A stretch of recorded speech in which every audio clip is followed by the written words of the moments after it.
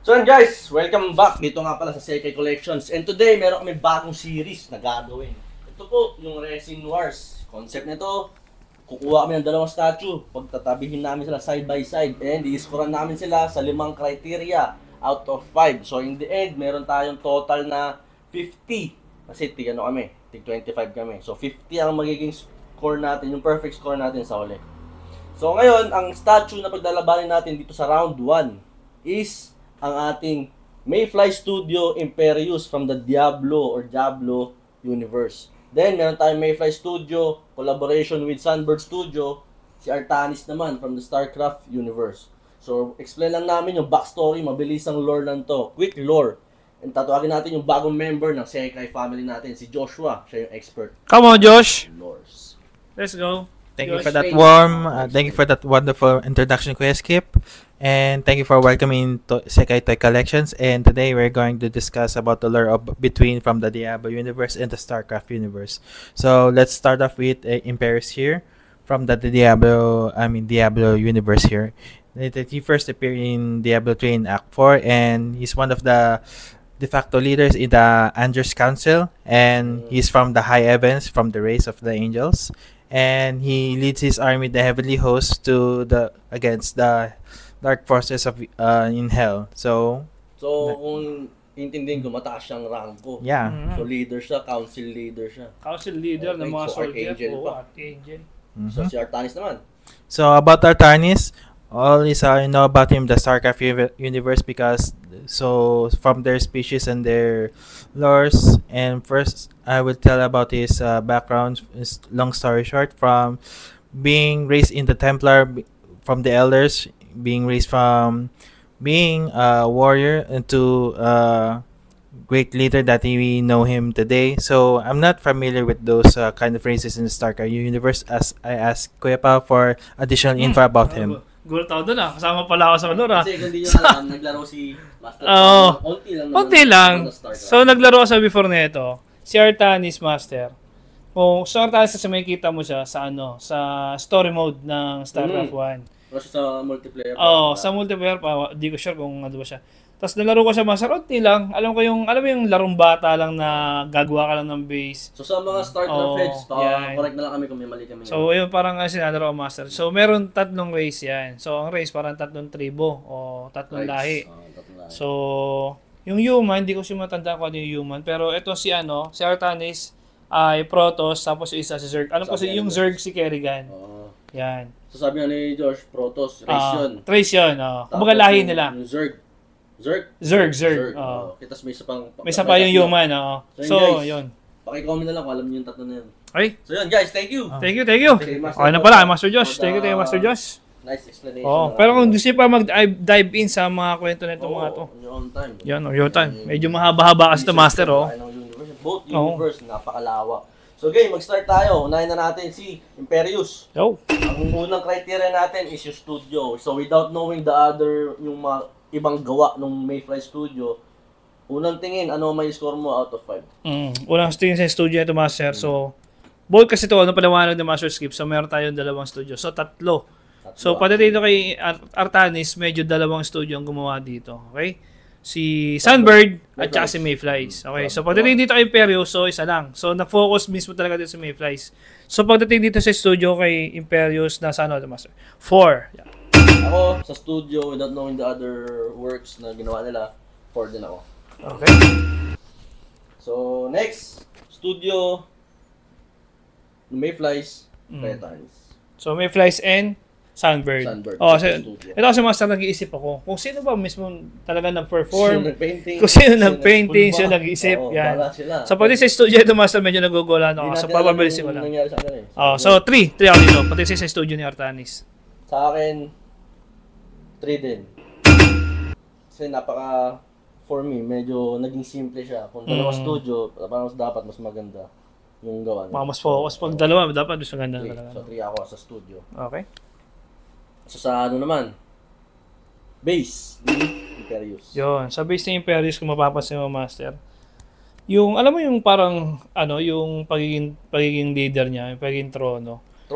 Yung pag-intro niya. So, Master, medyo nakulangan ako dito pagdating dito kasi kung ikaw leader, Dapat syempre medyo matingkad yung pagiging gold ng ano niya, trono niya.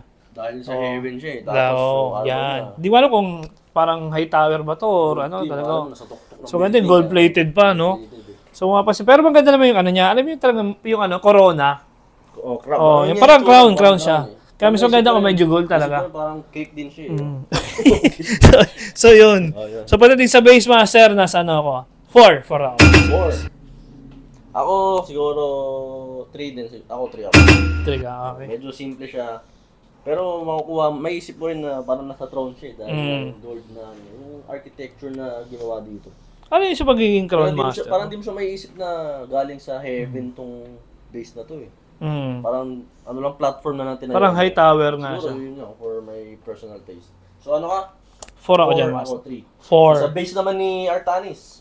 Sa pagdating sa base master, kung mapapansin mo sa base, di ko alam kung spill ba ng dugo to, yung mga pinatay niya, o mga nakalaban niya, at mga dugo.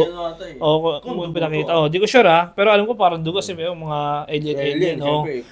Tapos yung dagdag mo dito, master, may mga scattered na debris. Yan, mapapansin mo na pinartner sa base niya. So hindi mo alam kung ano ba to, yung base na to, itong scene na ba to, battle worn na base niya. In other words, hindi mo makuha yung gusto nilang ilabas na base na to. Kumbaga dito, master, ang score ko pagdating sa base niya, so sa 3. 3 ako. Dahil medyo nagugulo ako pagdating sa base niya. Nanggagaya nga. 3 din ako dito. Sa base, kapati yun niya. Sinabi niya, explain niya ni Master Pao. Napaka-simple and wala siya masyadong parang team na gustong i-depict nung gumawa. So, nilagyan na ng base, violet na gooey substance, parang dugo. Yun lang, parang wala kang maiisip na ibang parang part nung universe nila. Ay, ito yung part na to, yung base na to. Kung papasahin mo na, ay parang ito yung scene na nakita ko sa laro ng mga ganun. Kasi parang may mga ano yun, di ba? May kapag nagla-story ka, parang may mini movie lang na konti, mga 30 seconds na makikita mo. Kasi kung memorable tong base na to, maalala mo sa part ng StarCraft universe. So, 3 tayo dito parehas. Sa painting naman. So, pagdating sa painting, syempre, wala yung Imperius. Dito sa painting naman, maganda naman kasi fan talaga ng mga gold-plated, master. Mas maganda to kung talagang mas matingkad to, master. Oo, yung talagang gold. Lalo na yung base, oo. Kasi mas importante yung base eh. Dahil alam mo yung parang pinapresent niya yung pagiging na ako yung boss niyo eh. Diba? Ako yung boss. So, pagdating sa kulay, master, so minimal lang. Minimal tricolor lang halos. Yan. So may yung color niya. Simple lang, master. Pero maganda yung dating niya. So, yung kulay nito ng bahag. Tsaka na ito, master, kung mapapansin mo. Di ba? Kasi sa pakpak niya, master, nagliliyab to eh. Pero mas maganda to kung ano. Gusto ko itanong kung sa laro ba, kung apoy ba to? Apoy to, master. So, mas maganda to, master, siguro kung ginawang LED to. So, pagdating sa color, master, nasa ano dito? 4 ako dyan, 4. Yun nga, na-explain nga, ito yung kumuha ng attention ko. Sabi nga nila, sa laro, apoy ito. Induction cooker. Induction cooker. Sa akin, kaya naging 4, kaya ang ganda nung pagka-paint nila dito, gusto nila ilabas na apoy ito. So, unang tingin mo, may isip mo na, ano siya, parang fiery substance or fiery na something siya. So, para sa akin, 4. Yeah. Sa gold din, ang ganda rin ng pagka-paint ng gold. Pero hindi siya ganun pagka-perfect sa akin. Napaka-simple lang ng pagka-gold niya. Hindi siya matingkad. So for me, 4 to. 4, okay. Artanis so move tayo. Sa Artanis, yan, ito mga ganda, master. Alam mo, may mga maganda pag maraming kulay. So pagiging paint, ang dami, no? Tsaka hindi ko sure kung ito yung, hindi ko kasi matanda ko, ito yung talaga yung pinakakulay niya. Siyempre, may sa mukha, yung buhok, tapos yung itong kapa niya ba to? Gold base din eh, no? Gold base din siya. Gold yung sa kanya. Pero di ko kasi alam kung ano ba to, yung platform na lang din, So pagdating sa color master, mas maganda, maraming kulay talaga eh. So mga 6 na kulay yata ginamit dito. So ito, 4 ako dito, 4. Para sa akin, medyo parang sumobra naman sa kulay ito. Mas colorful. May green, may blue, may purple, may yellow, may red, may violet, may red. So para sa akin, 3. Yan, okay. Sa color. Pero although, ang ganda ng pagka-paint nila, yung pagka-paint sa balat, sa skin, sa base. For me, 3 lang siya. 3, okay. Ano lang tayo? Ang pang-apat, pang-apat, ang scalp. So, pagkahulma ni Imperius. Ano masasabi mo? So, pagdating naman sa pagiging scalp nito, pagkakahulma master. Alam mo yung mga yung mga Knight master? Yung mga balot na balot. Sila Sir Lancelot. So, bago mo suotin yung mga metal armors mo, alam mo yung mga Chainmail. Chainmail. Tawag. Yan, may kita Meron ko ito siya master dito. sa likod, Oo. no? So, parang nakuha niyo pagiging chainmail ito master. Hindi yung nilagyan lang nila ng parang body. Tapos Oo. ito may talagang may So, may mga details pa siya, may inner details. armor Oo. siya. Kung makikita nyo, may chainmail pa. Tsaka yung master yung pagiging ukit nito mga armors, oh. Yan, oh. Alam mo yung araw na design. Tapos yung parang ito, ganun. parang design. Ganda. So, pagdating nito master, ano ako. Tsaka ito pala master, so sculpture, pagdating sa bahag, alam mo yung flow. Parang May hinahangin. pose siya, may dynamic Oh, pose so siya. hindi lang isang direct na, isang parang Baksak nakadiretso lang, tapos baksak. medyo- Dito may pagka-wavy may yung ano wave. niya, So oh. may direction yung gusto nilang i-depict dito, may pinupuntahan. Yes. So kung i-animate nyo to, para may humahangin siya sa taas ng kung ano. Kasi sa likod master, alam mong hinahangin na sa likod kasi dahil papunta rin sa harap. Yun yung gusto nila Yan. ipalabas. So pati dito master, ano ako? 4 din ako. Yan. Sa Sa sculpture scalp, nito. wala akong masasabi dito, napakaganda para sa akin. So 5 ako dito. Uy. Sabi nga ni Master, yung mga chainmail, yung armors, ang Try lang dami, yung chainmail, no? may layers talaga yung pagka-armor yung chainmail. First layer, sabihin natin. Tapos meron pang parang second layer dito. Sa helmet, ang ganda rin. Tapos ito pa lalo, yung pagka-sculpt nila dito. Induction cooker. Ang ganda ng pagka-sculpt nila para makita mo Hindi na wala kang talaga dito. So kaya pong LED talaga.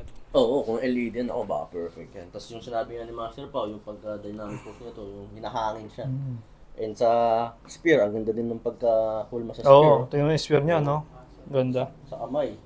Tapos sa base, yung mga architecture, yung parang geometry, yung mga shapes, mga lines. Ang ganda. So 5 out of Oy, 5 out. okay. So perfect score ako dito. So move tayo, master. Sa pagka-sculpt naman kay Artanis. Artanis, pa sculpture niya, makikita mo na. Maganda rito, master, ha? Yung pagiging sculpture nito. Kasi makikita mo dito, master. Kung titignan mo mabuti. Ito parang battle worn. Yung pagiging ano ito, pagiging paggulo nito. Makita mo kasi yung mga Yan, dents, kung may mga dents. Lalo itong ano, master, itong bahag niya or cape niya. Ano yung pagiging rough? Oo, may... Diba? Yung pagiging magaspang, oh, tsaka yung pagiging, alam mo, di ba, paglaban ka, siyempre sumasabit-sabit May yung kapa mo, tastas, parang oo. may mga tastas. Ang gano'n. Tsaka yung pagiging muscular niya, master. Yan, oh. Mas define yung Oo. muscles. Wala, anong muscle mo, Although parang. hindi natin makita yung muscles dito kasi naka-armor. Tsaka may kita mo yung mukha. Yan. So, kuha ko yung mukha. Tapos yung buhok, yung strand ng mga buhok, master. May design din. yung May style design ng din, buhok, oo. makikita nyo. May parang lines. So, pag dito, master, sa ano ito, sa sculpture nito, 5 ako dito, 5. Para sa akin, medyo nagkulang lang ako. Siguro may unti pa ako hinahanap. 4 out of 5 ako dito. Yun nga, yung mga Four, battle okay. stars. Although, di ko kasi ba explain kung ano to. Di kasi ako naglaro ng StarCraft eh. Pero based dito, may mga something siya. So, hindi siya parang pumasok na maging perfect para sa akin. Okay. So, 4. So, ito, yung fifth na criteria natin, yung tinatawag nating Sekai Wow Factor. So, ano po yung Sekai Wow Factor? Ito po yung parang presence niya pagpasok mo sa room, may kita mo agad siya, tapos mapapascore ka. Ano mapapascore Oo, mo? parang ano Nakita mo yan, si Imperius. parang magiging eye catcher sa'yo. Oo. Parang ano, head turner. Yung biglang pagpasok Yung tapos pagtingin mo, nakita si titingin ka Imperius, ulit. Nakita mo si Imperius, ano may score mo sa kanya? So dito pagiging wow factor ko dito. presence niya. Sa presence nito nasa ano dito. So overall kung makikita ko, talagang mas nakukulangan tayo ito master. Mas maganda talaga kung ginawang LED. Tapos alam mo yung LED yung gumagapang, yung running lights. So Fan kasi kami dito sa Sekai, fan kami ng LEDs. So pwede dito wow factor ko, syempre 4 pa rin ako dito. 4 ako dito. So para Kay sa Imperius. akin naman, yan, like nung sinabi niya, kung LED to siguro baka nag-perfect to. So LED na kayo, baka nag-perfect. So hindi perfect yung mai-score ko dito. So sa presence niya, pagpasok ko, may iisip ko siguro 4. Presence Same niya. tayo, 4. Talagang kulang, no? Talagang Kasi medyo nakatindig kulang lang na siya eh. talaga. Pero although eye-catcher itong pakpak niya. Napakaganda. So sa wow factor, kay wow factor naman ng ating Artanis. Ito naman, dito naman tayo kay Artanis. Kung mapapansin nyo mga master, ito pala. Si Artanis ay light up, so hindi lang namin siya napailaw ngayon Yes, dahil medyo meron malayo siyang kami sa adapter. So, socket niya. maliit lang yung maiksi lang yung adapter niya. So hindi natin siya. So ito yung master, ito yung mga bagay na nilalagay sa glass cap na tinatabi mo sa PC wala mo. na pa ng LED. Oo. Maganda talaga Yung tipong LED. nag-i-story mode ka ng tawag ito, ng StarCraft. Tapos makikita mo si Artanis Kumakain through na game. rin. Tapos paglingon mo, makikita mo si Artanis, no? Nakailaw yung dalawa niyang weapon. Siguro pala din dito kasi fan ako ng LED. Kada ng Sekai, fan ka ng LEDs. So, pagdating dito, master, sa wow factor na ito, lalo kung umilaw to, nasa 5 ako dito. Dahil nakita ko si umilaw to sa ano. 5 ako Perfect, dito. ah. Si Artanis. Ako siguro, besides the LED, sa wow factor, hindi siya ganun ka-eye-catchy sa akin. Siguro dahil sa hindi ako naglaro ng StarCraft. Pero kung papasok ako sa room, tapos makikita ko to, ang unang mag-score ko sa kanya, 4. Ganun ka, alam mo na yun, parang, may parang something pa na kulang para sa akin dito. Hindi ko pa masabi kung ano. So, sa Sekai Wow Factor, 4 ako dito, 5 si Master Pao. So, ito na guys, tapos na ang ating criteria. So, in the end of every episode, meron tayong magiging score out of 50. Kasi dalawa tayo, 25-25, so 50.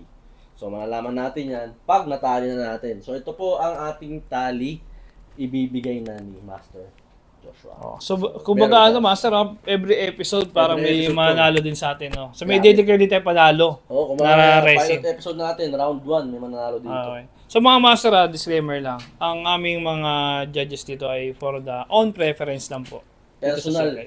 taste. Personal So, taste. both are pristine statues, both are napakaganda. So, eto na nga, Master. Yan na? Andito na ba? Okay. Ito na. Okay. Okay. Ano ang ano mo dito? Saan ba total mo ito, Master? Okay. So, ito na So, nga. para sa- Tala, may judges, no? Wala, oh. May tally pa. So, sa Artanis, unahin ko na. Ang naging score ko dito, ang total na lang, ito-total na natin, both, is 37, kaya Artanis. Overall yan, Master. Overall, Okay. dalawa tayo. And kay Imperius, ang total natin is 40. So, we have a winner na. Round 1, ang nanalo, si Imperius ng Mayflies TV. So yun guys, round 1, Imperius tayo ha. Abangan nyo yung mga susunod na episodes. Marami pa tayong isasalang dito, 2 statue kada episode. Paglalabanin natin siya. Sa huli, marami tayong isasalang. Sa huli, meron tayong magiging grand winner. So guys, abangan nyo, like our page, like our videos, paki-follow kami, paki-share, lahat na suporta. May ma-appreciate namin yan. Maraming salamat sa suporta. Yeah. Thank you, mga Master. So, So guys, Sekai Collections, Resin Wars, round 1. let's go.